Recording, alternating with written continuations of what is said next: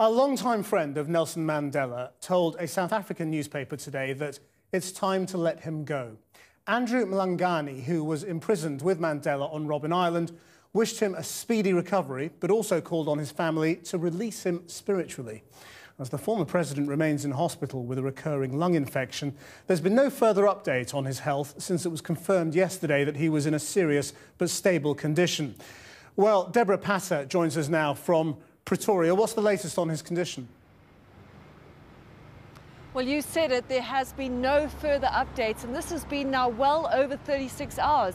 So the status quo remains. He is serious but in a stable condition, and he is able to breathe on his own. It is rather unusual, though, that there haven't been updates, because normally we get one on a daily basis when Mandela has taken ill before. So this is very worrying. I can tell you, though, that his wife, Graça Michelle, has been with him constantly. She went with him when the ambulance was rushed to the hospital in the early hours of yesterday morning. Nelson Mandela suffers from a recurring lung infection. He's been hospitalized 4 times in the past 6 months with this problem, and it actually dates back to 1988 when he was in prison.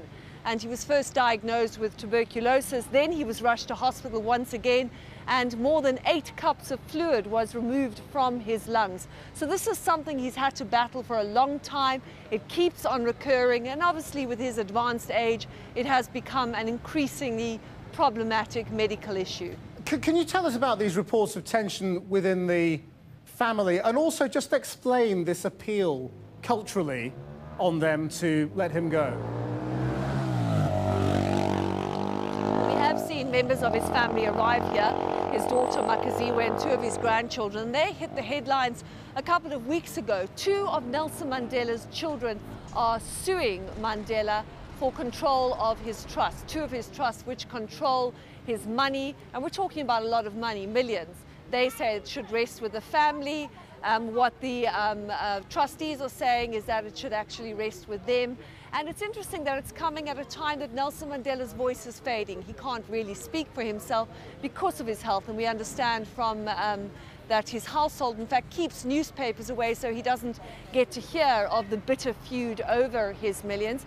As you said, old friends are looking on. They've looked on this in askance, saying this is unseemly behavior. You mentioned Andrew Mlangeni earlier, another old friend of Nelson Mandela. He spoke today, saying that perhaps it's time for us to start getting to the point where we let Mandela go, that it's time to release him, that we should not hold on to this any longer. And certainly in South Africa, we're getting the sense that many South Africans are hoping for the best, but preparing for the worst. Deborah Patter, thank you.